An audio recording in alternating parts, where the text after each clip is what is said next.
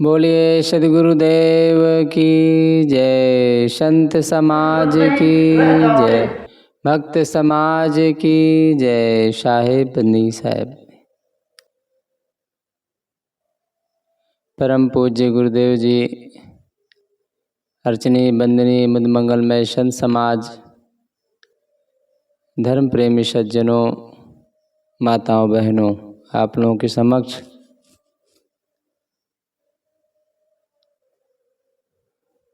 सद्गुरु कबीर साहब बीजक व्याख्या पर चर्चा चल रही थी, तो आए उसी पर आगे और मनन करते हैं। निस्सार भोगों को त्यागो, नहीं परतीत जो यह संसारा, दर्भ की चोट कठिन कै मारा। सो तो से सो जाए लुकाए, काहू के परतीत न आए। चले लोग सब मूल गमाए, यम के बाढ़ काट नहीं जाए। आज काज जो काल अकाजा, चले लाद दिगंतर राजा। साज विचारे मूल गमाए, लाभ तेहान होए रे भाई। ओछे मत चंद्रमा गौवते, त्रिकुटी संगम स्वामी बसे। तब विष्णु कहा समझाए, मैं तुन अष्ट तुम जीतो जाए। तब सनकादिक तत्व विचारा, जैसे रंक पराधन पारा। भव मर्याद बहुत सुख लागा, यही लेके सब संशय भागा। देखत उत्पत्ति लागु न बारा, एक मरे एक करे विचारा। मोए गए कि काहू न काहे, झूठी आस लाग जगराही। जरत जरत ते बाचहूँ, काहू न कीन गुहार। विष विषय के खायहू, रात दिवस मिल झार। 13 रमैनी।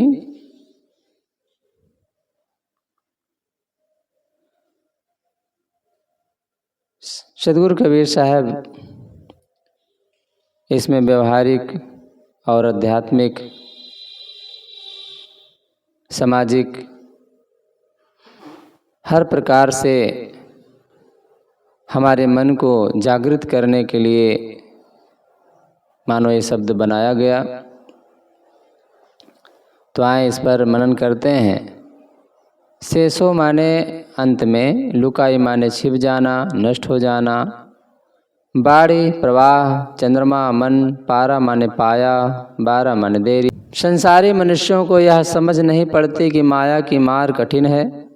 यद्यपि वह अंत में लुप्त हो जाने वाली है, तथापि किसी को ऐसा विश्वास नहीं होता। मनुष्य की मौलिकता है विवेक विचार से जीवन बिताना, परंतु माया के मोह में पड़कर लोग इसे खो देते हैं। लोग वासना के प्रभाव को काट नहीं पाते।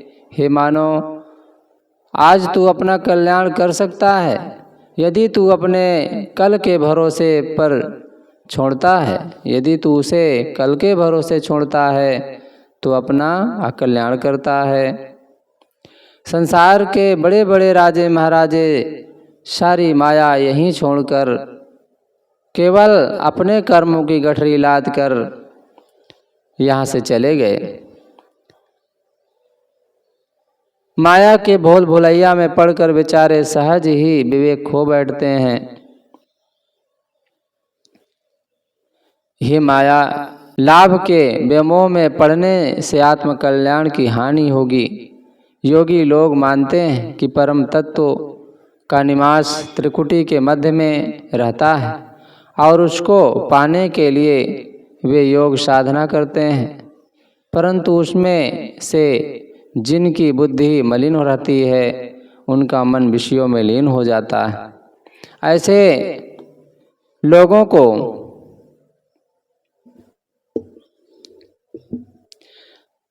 ऐसे लोगों को विष्णु जी ने या सदाचारियों ने कहा कि तुम लोग पहले जाकर अष्टमैथुनों एवं विषयासक्ति का पूर्णतया त्याग करो। तब सनकादिकों ने तत्व विचार किया। वे इस प्रकार खुश हुए जैसे गरीब को पड़ा हुआ अपार धन मिल जाए। संसार में उनकी मर्यादा तथा महिमा हुई।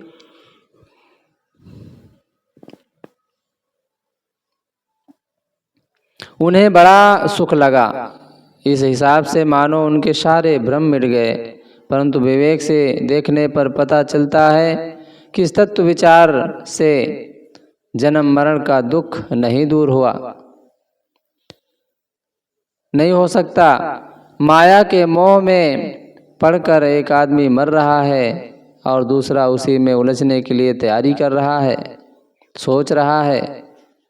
यह कोई नहीं बताता कि जो लोग माया मोह की भूल भुलैया में पड़कर माया मर गए वे धोखे में चले गए। जो लोग जीवित रहते हैं उनको जगत भोगों की झूठी आशा लगी रहती है। जन्म मरण के ताप में जलते जलते यह जीव बचने की भूमिका मानव शरीर में आता है, परंतु कोई सद्गुरु की शरण में जाकर पुकार नहीं करता, बल्कि लोग विष स्वरूप विषयों को ही रात दिन जमकर भोगने में लगे रहते हैं। द्रव्य है द्रव्य अर्थात धन दौलत। जब किसी तरह इसका नाश होता है तब मोहग्रस्त आदमी को बड़ी चौंक लगती है, बड़ी चोट लगती है। इच्छित वस्तु के नाश होने की चोट बड़ी करारी होती है। धन की मार से आदमी रात दिन घुलता रहता है, परंतु संसारी आदमी को यह समझ नहीं आता कि ऐसे दुखदायी माया में हम आसक्त ना हों। धन तो सदुपयोग करने की वस्तु है, मोह करने की नहीं। धन दौलत एवं संसार के प्राणी पदार्थों में हम चाहे जितनी ममता कर लें, धन दौलत चाहे जितनी ममता करें, सो तो शेषो जाए लुकाई। नहीं प्रतीत जो यह संसारा द्रव्य की चोट कठिन कह मारा, सो तो शेषो जाए लुकाई। वे तो अंत में नष्ट होंगे ही। सारे संग्रहों का अंत विनाश है, सारी उन्नतियों का अंत पतन है, सारे संयोगों का अंत वियोग है और जीवन का अंत मरण है। इसे कौन रोक सकता है? परंतु आदमी इस संभावित विनाश पर विश्वास नहीं करता है। नहीं प्रतीत तुझे यह संसारा, इस पर लोगों को विश्वास नहीं होता है कि आया है सो जाएगा। राजा रंक फकीर एक सिंहासन चढ़ चला, एक बंधे जात जंजीर।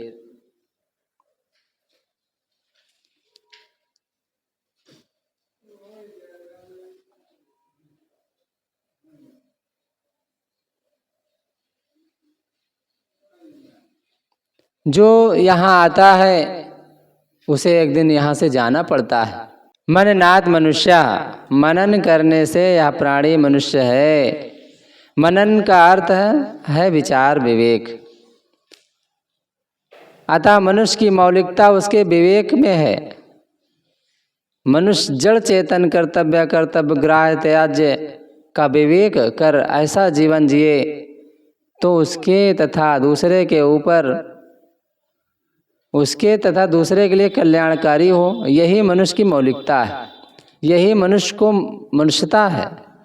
परंतु माया मोह तथा इंद्रियों के भोग में उलझकर मनुष्य अपने को खो देता है। आए थे हरि भजन को टन लागे के पास, चरितार्थ करता है। ऐसे लोग यम की बाढ़ काट नहीं जाई। कैसे काट सकते हैं? वासना यम है, बाढ़ उसका प्रवाह है। जो विवेक हीन होकर दुनियादारी में उलझेगा, उसकी वासना का प्रवाह कहाँ रुक सकता है। भोगी बनकर आशा तृष्णा से कहाँ छुट्टी। वास्तव में ये मानव जीवन बहुत कीमती है।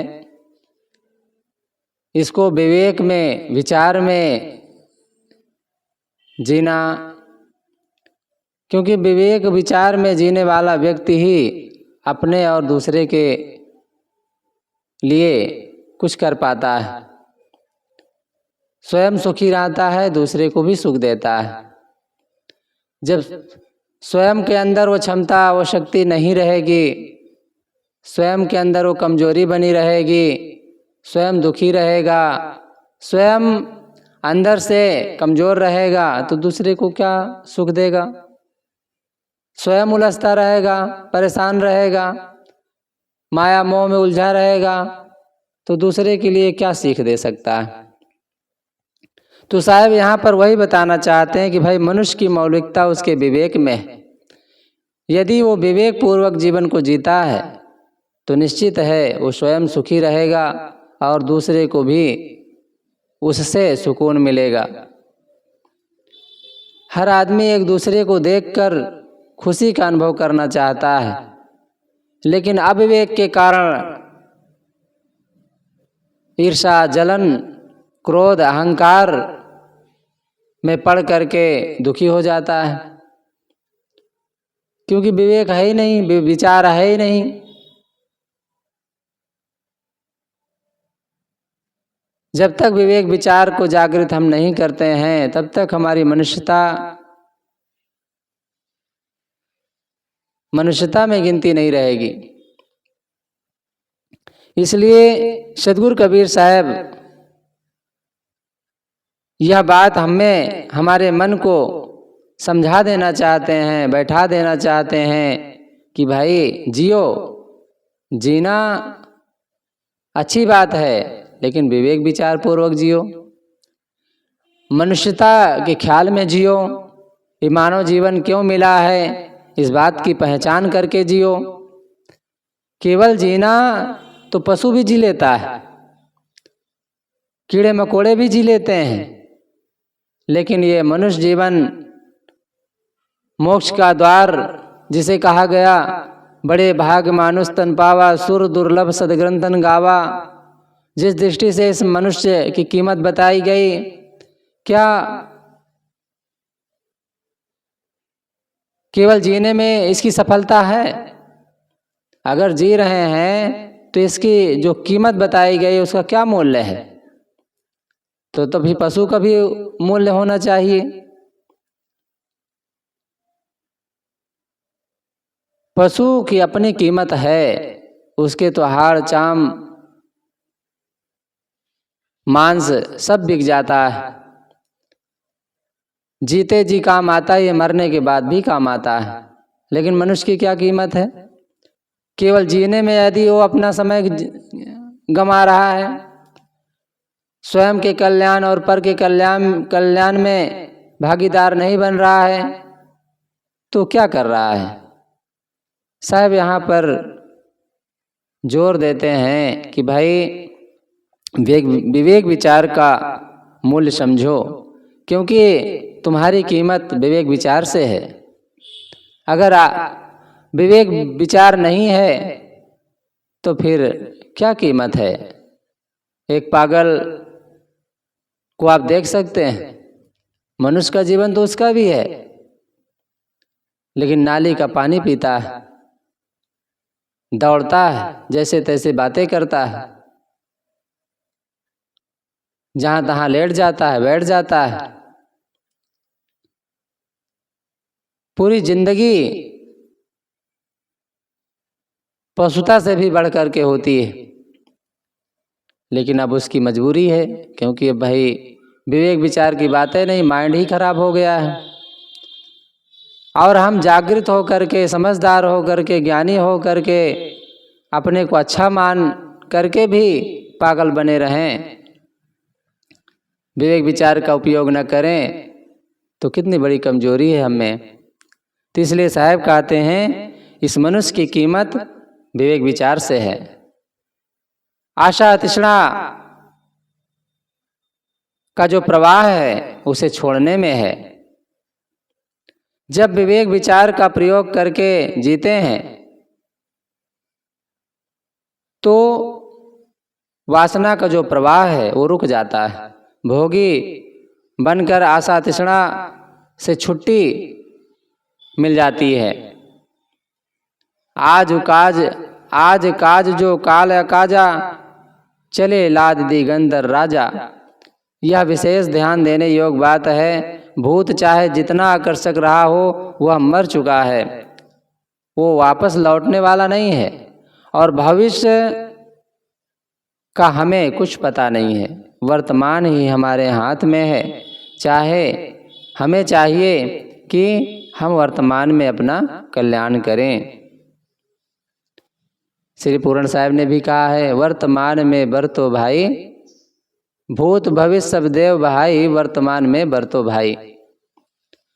वर्तमान में कोई भी काम हो, चाहे वो किसानी की बात हो, चाहे दुकानदारी की बात हो, व्यापार की बात हो, चाहे कोई भी काम हो, वर्तमान में ही होता है। भूत भविष्य को थोड़ा से ख्याल करके, चिंतन करके आगे पीछे की बातें जानी जाती है, समझी जाती है। बाकी तो ना भूत तो बीता हुआ भूत तो लौटने वाला ही नहीं है, भविष्य भी अज्ञात में है, पता नहीं क्या होगा। इसलिए वर्तमान ही हमारे हाथ में है, पूर्ण रूप से उसका लाभ लेना चाहिए, क्योंकि उसी में अपना कल्याण है। आज हम अपनी कल्याण साधना कर सकते हैं, आने वाले कल के भरोसे में तो अपने को खोना है। कौन जानता है कि कल क्या होगा। इसलिए सद्गुरु कबीर ने कहा है, काल करे सो आज कर, आज करे सो अब, पल में परलय होएगी बहुर करेगा कब। कल कल कल कल करते करते काल अचानक आकर के बैठ जाता है और लेकर चल देता है। काल अचानक सबको मारे, बाल वृद्ध ना तरुण विचारे। काल आता है और फिर बालक बूढ़ा जवान गरीब अमीर छोटी जात बड़ी जात कुछ नहीं देखता है। पूजा कितना करता है, पाठ कितना करता है, कितना मेरा ध्यान करता है, कुछ नहीं ख्याल करता है। बस मानो 2 थप्पड़ मारता है, लेकर चल देता है, सुनता भी नहीं है। उसके सामने किसी की नहीं चलती है। चाहे जितना अकाज हो आपका, सारे अकाज एक किनारे हो जाते हैं मौत के आगे। इसलिए कल का चक्कर छोड़ करके आज ही हमारे हाथ में है। वर्तमान ही हमारा हाथ में है, और वर्तमान ही नहीं बल्कि अभी इसी क्षण हमारे हाथ में है, क्योंकि अगले क्षण क्या होगा इसको कोई नहीं जानता है। बड़े बड़े राजे महाराजे संसार से चले गए, वे क्या ले गए? पूछा गया कि पुराण क्यों लिखे गए? उत्तर दिया गया, जिसने सूर्यवंश और चंद्रवंश की इक्ष्वाकु जन हो मानधाता सगर और रघु के जो सब के सब नाश को प्राप्त हो चुके हैं, ययाति नहुष और उनके वंशजों के जो अब नाम शेष रह गए हैं, और उन महाबलशाली दुर्धर्ष विक्रम और अपरिमित वैभव वाले, जिन्हें और भी उग्र शक्ति वाले काल ने पचाकर केवल कथा मात्र बना दिया है। चरित्र सुने उस व्यक्ति के मन में ज्ञान का उदय होगा, और वह अपनी संतान स्त्री गृह द्वार भूमि और धन में ममता न करेगा। यदि हम इन बड़े बड़े बलशाली राजा महाराजाओं को ख्याल करें और यह एहसास करें कि जब पूरी धरती को समेट लेना चाहते थे, जो पूरी धरती को समेट लेना चाहते थे, अपने बस में कर लेना चाहते थे, इतनी शक्ति रखते थे, फिर भी यहाँ से चले गए। और चले जाने के बाद सब जहाँ का तहाँ रह गया। उनके केवल अच्छे बुरे कर्म के नाम छपे हुए हैं, यादें छिपी हुई है बस।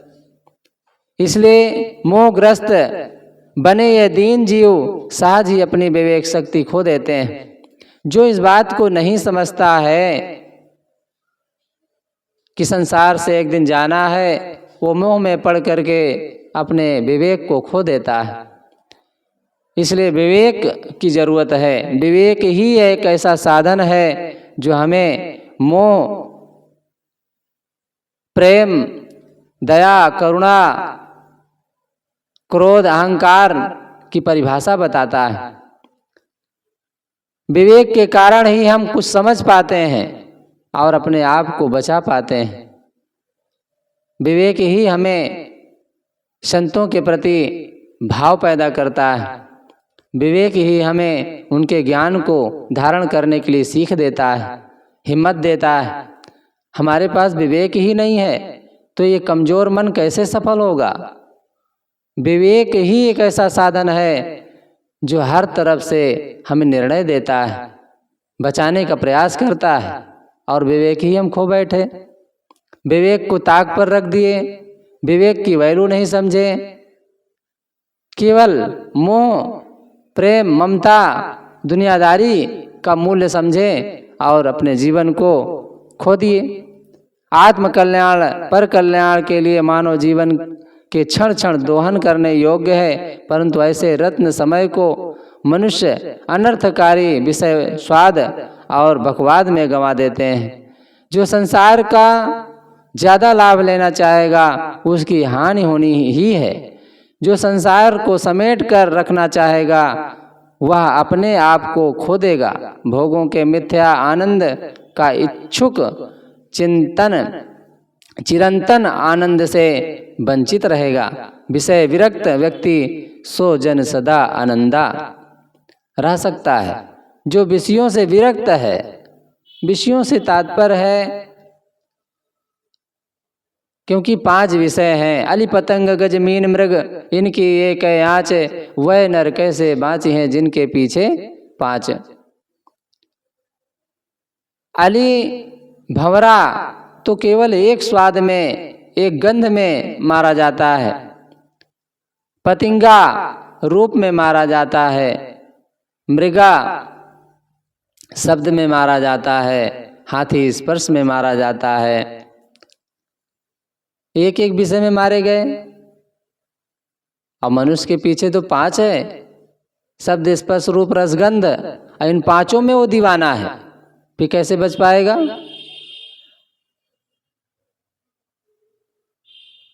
जब तक विवेक को सामने नहीं रखेगा तब तक इनसे बच नहीं सकता है, क्योंकि विवेक ही विषयों से विरक्त रखता है और विरक्त व्यक्ति ही सुकून का अनुभव करता है। क्योंकि जो विरक्त होता है दुनियादारी से, उसका अहंकार छूट जाता है, उसके अंदर के वासनाएं, विकार छूट जाते हैं।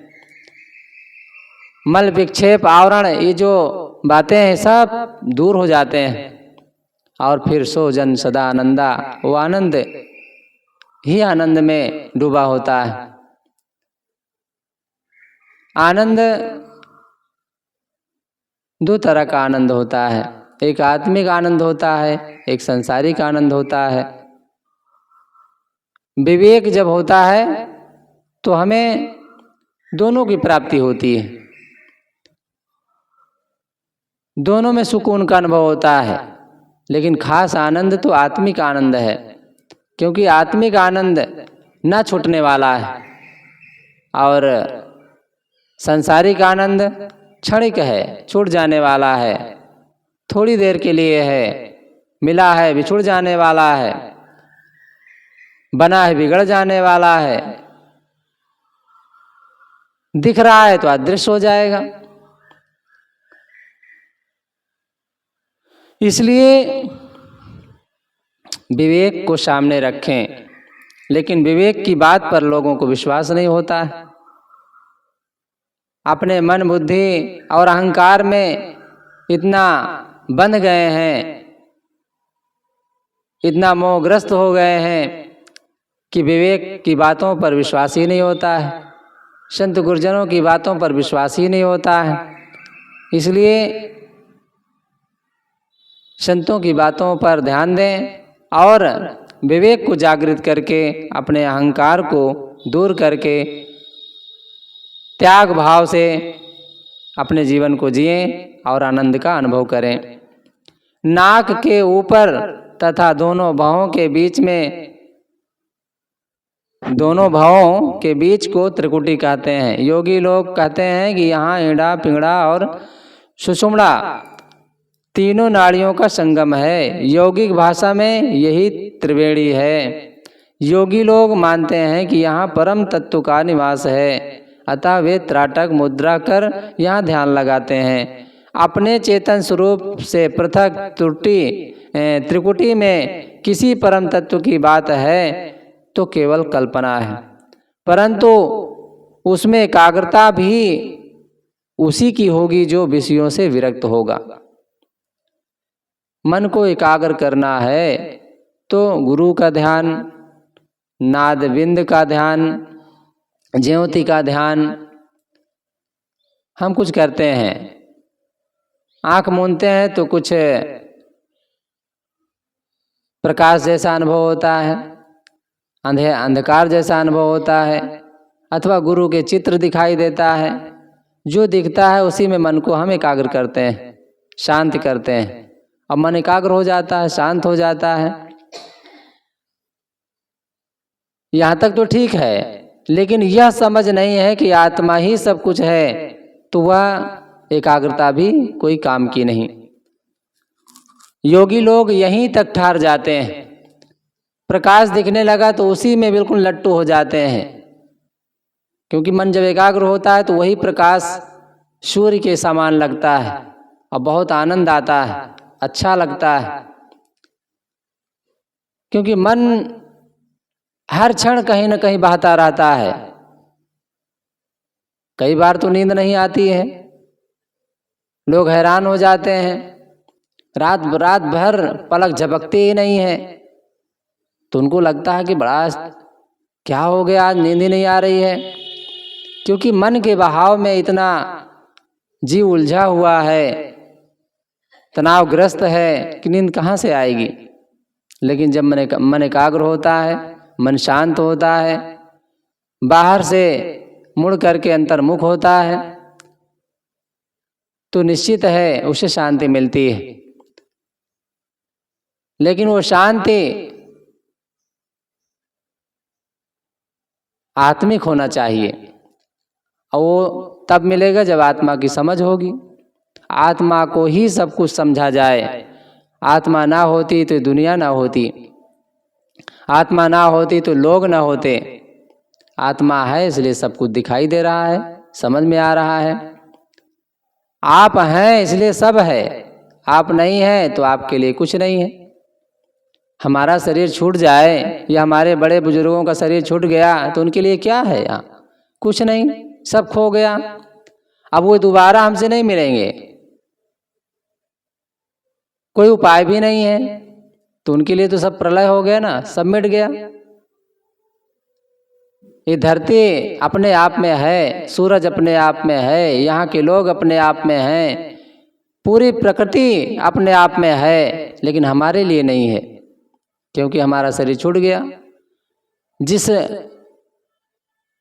इंद्रियों के कारण, जिन इंद्रियों के कारण इनका हम अनुभव करते थे, वो इंद्रियां, वो शरीर सब जहाँ से आए वहीं समा गए। जहाँ का पत तहाँ समाई। जहाँ से जिन तत्वों से शरीर बना था उसी तत्व में जाकर मिल गया, जीव रह गया। अगर वो मुक्ति का काम किया है, अपनी समझ में जिया है, आत्मा की समझ, आत्मा की गहराई में जिया है, तो सदा सदा के लिए छुट्टी पा गया। और अपनी आत्मा की गहराई में नहीं जिया तो फिर वही शरीर पाएगा। अब एक शरीर छूटा तो दूसरा शरीर बना लेगा। संस्कार तो उसके पास वही रहेंगे जो अपने जीवन में वो जिया है। अगर वो वासनाओं का जीवन जिया है तो वो संस्कार रहेंगे, अगर वो धार्मिक जीवन जिया है तो वो संस्कार रहेंगे, किंतु यादें नहीं रहेगी, क्योंकि याद करने वाला वो साधन नहीं रह गया है। जिन इंद्रियों के जिन जिन चीज़ों को हम भोग किए वो चीज़ नहीं रह गया है। वर्तमान में नया शरीर मिला, नई वस्तु मिली, नए इंद्रिय एक प्रकार से मिले, तो संस्कार तो अंदर जीव के अंदर वही है, मन के अंदर वही है, लेकिन वर्तमान में उसका बदलाव हो गया है। इसलिए समय समय से एकांत में रहने का अभ्यास करना चाहिए। समय समय से जिन्हें हम बहुत अपना मानते हैं उनसे भी दूर रहने का अभ्यास करना चाहिए। आँख मूंद करके यह भी अभ्यास करना चाहिए कि कौन अपना है, कौन पराया है। ना कोई नहीं अपना, जगत है सपना। सब तो यहाँ सपना है, लेकिन सपने सोया मानवा, खोल जो देखे नैन, जीव परा बहुलोट में न कछु लेन न देन। ये संसार सपने के जैसा है। सपना में हम राजा बन जाते हैं, गरीब बन जाते हैं, कहीं सांप खदेड़ता है तो कहीं सिंह खदेड़ता है, तो कहीं लोग पूजा करते हैं, आरती करते हैं, बहुत कुछ सपने में देखे, लेकिन जैसे आँख खुली सब बेकार, सब गायब। वही झोपड़ी, वही मकान, वही भवन, वही गाड़ी, वही मोटर, वही शरीर, वही जर्जर शरीर, वही कमजोर मन, सब कुछ तो वही है। क्या बदला? तो संसार भी तो वैसे ही है। एक सोते हुए सपना देखा जाता है, वो भी झूठा है। जो जागृत होकर के देख रहे हैं, क्या ये झूठा नहीं रहेगा? इन्हीं का संस्कार तो सोते हुए जो सपना दिखाई देता है, इन्हीं का संस्कार तो है। देखी सुनी गुनी मन माही, मोह मूल परमार्थ नाही। जो कुछ हम देखते सुनते भोगते हैं उसमें मोह ही तो बनता है, उसी के संस्कार तो बनते हैं, और वो संस्कार ही तो हमें पीड़ित करते हैं।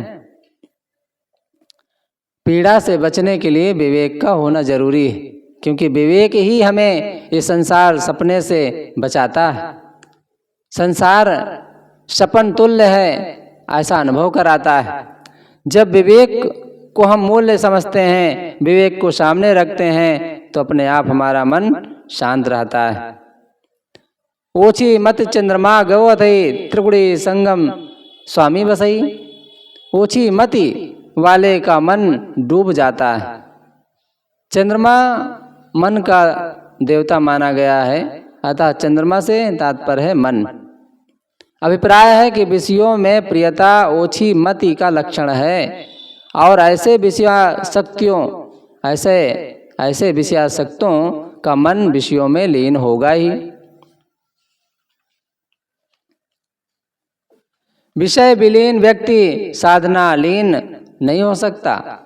कहा है कबीर मन तो एक है, भावे तहाँ लगाओ। भावे गुरु की भक्ति करो, भावे विषय कमाओ।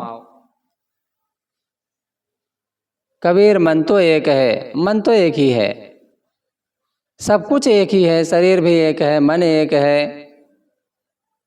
अब इसे कहाँ लगाना है हमारे ऊपर है। जीव भी एक ही है, इसमें कई जीव का इसमें अनुभव नहीं होता है, एक ही जीव का अनुभव होता है अपने आप। शरीर भी एक है, इसका कहाँ लगाना है, कहाँ प्रयोग करना है, अपने ऊपर है। मन तो एक है ही। मन को आप जिधर लगाएंगे उधर वो काम करेगा। कई बार इस मन को हम अध्ययन में लगा करके बड़े बड़े लोग विद्वान हो जाते हैं, ऐसी मन को किसानी में लगाकर बड़े बड़े एक प्रकार से अन्नदाता बन जाते हैं, और इसी को व्यापार में लगा करके बड़े बड़े व्यापारी धनपति बन जाते हैं, धनवान बन जाते हैं। और इसी को योग साधना में लगा करके लोग तपस्वी और पूजनीय महापुरुष हो जाते हैं। इस मन को साध लेने के बाद खुद समय से अनुभव होता है। अब बस मन को कहाँ प्रयोग कर रहे हैं स्वयं के ऊपर होता है।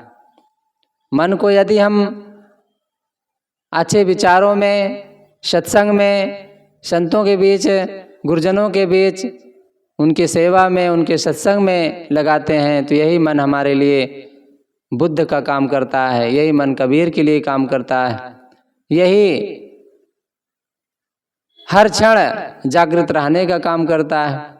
लेकिन यही मन को अगर हम संसार में लगा दें तो बस वही संसारी बात, वही प्रपंच हमें प्रपंची बना देगा, प्रपंची हो जाएगा, क्योंकि संसार में प्रपंच के अलावा कुछ है ही नहीं। संसार से जो कुछ मिलता है केवल प्रपंच। आप भक्तों के बीच में बैठ जाइए, यदि वहाँ ज्ञान की चर्चा आप नहीं करेंगे, अब वो शुरू कर पाया तो बेटे की बात, बहू की बात, खेती की बात, व्यापार की बात, धंधा की बात, नातों की बात, ऐसी ऐसी बात सामने खोल कर रख देगा कि आपके ज्ञान ध्यान की चर्चा ही नहीं होगी, समय ही नहीं बचेगा। अंतिम में कहेंगे महाराज बहुत बातें अच्छी लगी, चलें अब आराम करते हैं। सद्गुरु अभिलाष देव के पास एक व्यक्ति आया, बहुत देर तक अपनी बातें कहता रहा और जब अंतिम अंत आया तो कहता है महाराज आपके सत्संग से बड़ा अच्छा लगा। क्या अच्छा लगा? अरे भाई तुम अपनी बात सुनाते रहे, हमारी सुनने का नाम है नहीं, तो अच्छा क्या लगा? अब कोई और तो मिला नहीं था, कोई सुनने वाला नहीं था, तो आकर के हमें ही सुना दिए, सद्गुरु अभिलाष देव को ही सुना दिए। तो हमारी कमजोरी होती है जो हम संतों के बीच में जा करके या संतों के बीच में रह करके भी वही प्रपंच में जीना चाहते हैं, क्योंकि हमारा मन इतना उसमें रच पच गया है, इतना घुल गया है कि उसे निकल पाना बड़ा कठिन होता है। एक बार मिट्टी पानी में घुल जाए तो समय आने पर बैठकर पता चलने लग जाता है कि हाँ इसमें मिट्टी है, मानो अलग हो जाता है। लेकिन ये मन ऐसा घुल गया है संसार में, प्रपंच में, कि उसे निकल ही नहीं पाता है।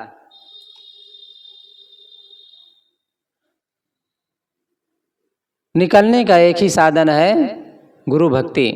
भावे तो गुरु भक्ति करूं। यदि हमें गुरु भक्ति प्यारी हो जाए, संतों का सत्संग प्यारा लगने लग जाए तो अपने आप काम बन जाएगा। अगर ये प्यारा नहीं है तो भाई विषय सामने तो है ही है। संसार तो, ये शरीर इंद्रियां तो यही चाहती हैं कि रात दिन कूटे जाओ, पीटे जाओ, दुखी रहो, परेशान रहो। मन कभी सुखी होने वाला रास्ता बताता है। इसलिए विष्णु भक्तों ने साधकों से कहा कि तुम पहले अष्ट मैथुनों का त्याग करो। विषय स्मरण, विषय प्रशंसा, विषयोत्तेजक क्रीड़ा, विषय आसक्ति पूर्वक देखना, विषयों के प्रति गुप्त वार्ता, विषय संकल्प, विषयों के लिए निरंतर यत्न तथा स्थूल विषय क्रिया, ये अष्ट मैथुन हैं। और जब इन सभी से साधक छूट जाता है तब उसका मन साधना में लग जाता है। प्रश्न हो सकता है कि विष्णु जो गृहस्थ थे और जो सदैव लक्ष्मी को साथ लेकर रहते थे, वे साधकों को अष्ट मैथुन जीतने के उपदेश देने के अधिकारी कहाँ थे? वस्तुतः अच्छी राय तो कोई किसी को भी दे सकता है। गृहस्थ भी साधु को उन्हें अपने पथ से भटकते देखकर चेतावनी दे सकते हैं। अच्छी बात तो कोई भी बता सकता है ना। अब कोई साधु कुआं में गिरने लग जाए, अब साधु जान करके ना बचाया जाए, या कोई भगत देख ले, अरे साधु है तो वहीं कोनो बात नहीं, ऐसा समझ करके गिर जाने दे, तो क्या अच्छा लगेगा? अच्छा रहेगा? ऐसे ही साधु का काम है कि भाई साधना में रह करके खुश रहे और दूसरे को भी उसकी शिक्षा दे। ऐसे साधक के अंदर भी अगर भक्त को लगता है कि यहाँ पर गड़बड़ी हो रही है तो संभाल सकता है, टोक सकता है, कह सकता है, क्योंकि भाई एक दूसरे की रक्षा के लिए जीवन मिला है, एक दूसरे के सहयोग के लिए जीवन मिला है। कब किसका मन भटकता है कोई ज़रूरी है? इसलिए तो सत्संग की ज़रूरत होती है, रात दिन ज्ञान की चर्चा की ज़रूरत होती है, संतों के शरण की ज़रूरत होती है, क्योंकि वहाँ पर वही चर्चा, वही ज्ञान, वही हिम्मत, वही बातें सब मिलती रहती है। इसलिए मन विषयों की तरफ से अंततः मुड़ करके शांति का अनुभव करने लग जाता है, क्योंकि उसमें हिम्मत आ जाती है। संसार में वो चीज़ नहीं मिलता है, क्योंकि संसार में रात दिन वही बातें बताई जाती है संसारिक वाली, तो जीव उबर नहीं पाता है। एक तो उसके अंदर पहले से वही भरा है और वही फिर बताया जा रहा है, तो कैसे उबरेगा? और संत गुरुजनों के पास उसे हटने की बात, त्याग की बात और जलन, सारे जो मन में विकार हैं सबको त्याग करके शांत रहने की बात बताई जाती है। तो इसलिए जीव का कल्याण हो जाता है। रजोगुण ब्रह्मा, तमोगुण शंकर, सतोगुणी हरि होए, उक्ति अनुसार सतोगुणी व्यक्ति ही विष्णु है। कोई भी सतोगुणी ब्रह्मचर्य की राय दे सकता है। सतोगुणी व्यक्ति कोई भी हो, अच्छी बात अगर सिखा रहा है तो मानने में कोई बुराई नहीं है। अब हमारे गांव में मानो कोई भक्त हो और अच्छी चर्चा किया करते हैं तो उनके पास 2 क्षण बैठ लें, खड़े हो जाएं, अथवा उनकी संगत करें, उनसे राय मशविरा करते रहें, तो निश्चित है बहुत सारी बातें मिलती रहेगी और हिम्मत, बल, ताकत मिलता रहेगा। उक्त उपदेश को मानकर सनक, सनंदन, सनत कुमार, सनातन आदि ऋषियों ने पूर्ण ब्रह्मचर्य का पालन किया और तत्व विचार किया। तत्व विचार का अर्थ है अंतिम सत्य की समझ। सद्गुरु कहते हैं सनकादिकों ने तो अंतिम सत्य समझा, उससे उन्हें पड़े हुए धन मिल गए, उससे उन्हें पड़े हुए धन मिल जाने के समान बड़ा लाभ हुआ। संसार में उनका मर्यादा भी हुई, उन्हें अपनी मर्यादा में आनंद भी आया और उनकी समझ से मानो उनके सारे भ्रम दूर हो गए। परंतु उनका तत्व विचार बंधनों का सर्वथा निवारण करने वाला नहीं है। यह सब कहकर सद्गुरु कबीर साहब एक क्रांति की बात करते हैं।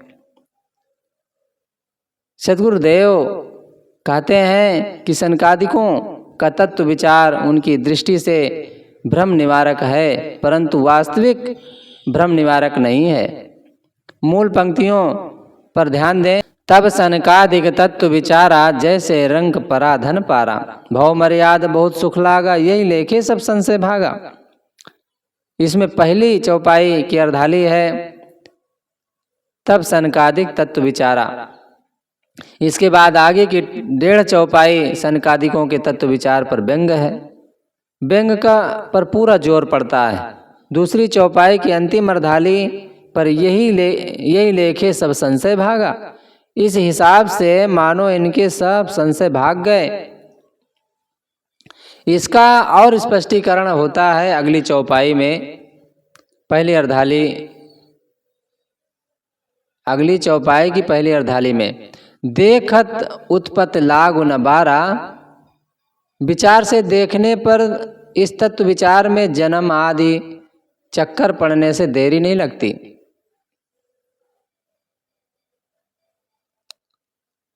मैंने जिन तत्व पर इन महापुरुषों ने विचार किया उसमें जन्म मरण से छुट्टी नहीं है।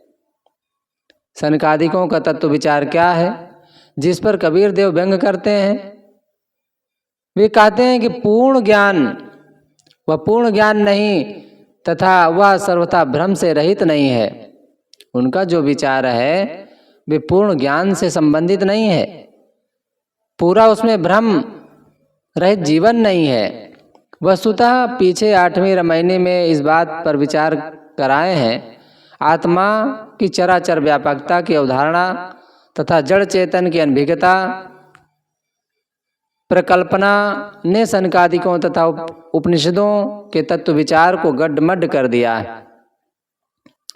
आत्मा व्यापक है, इस शब्द का अर्थ महिमा परक है, वस्तु परक नहीं।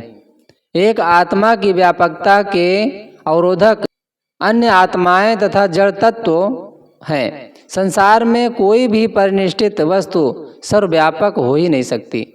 यदि एक परिनिष्ठित वस्तु सर्वव्यापक हो तो फिर न दूसरे किसी जड़ चेतन की सत्ता होगी और न प्रवाहमान जगत होगा। जड़ चेतन की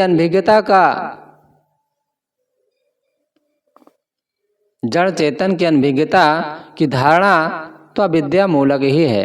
कबीर देव खानी और वाणी दोनों जालों को साथ साथ परखाते चलते हैं, यह उनकी पारखी दृष्टि की खूबी है। वे कहते हैं कि माया मोह एवं अविद्या में पड़कर एक मर रहा है और दूसरा उसी में फंसने की तैयारी कर रहा है। इस संसार से सबको जाना है, किसी का अपना माना हुआ कुछ भी नहीं बच रहता। जो लोग मर कर चले गए उनका आजकल क्या रह गया है? तो जो लोग आज जी रहे हैं उनकी माया की आशा क्या छूट नहीं रही है? मुक्तिदायी साधन धाम मानव शरीर पाकर कोई सद्गुरु की शरण में जाकर पुकार नहीं करता। तात्पर्य है कि कम लोग मुमुक्ष होते हैं। लोग पतिंगे के समान विषयों में ही उलझे रहते हैं। इस रामायणी में माया की निस्सारता और दुखरूपता बताई गई। साथ साथ तत्वबोध के भ्रम पर व्यंग्यात्मक संकेत हैं।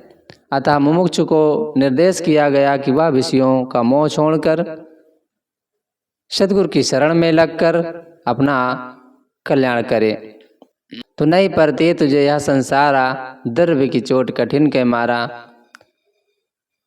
इस रामायणी में खानी जाल, वाणी जाल और महापुरुषों के तत्व विचार पर बहुत ही मार्मिक ढंग से चर्चा किया गया।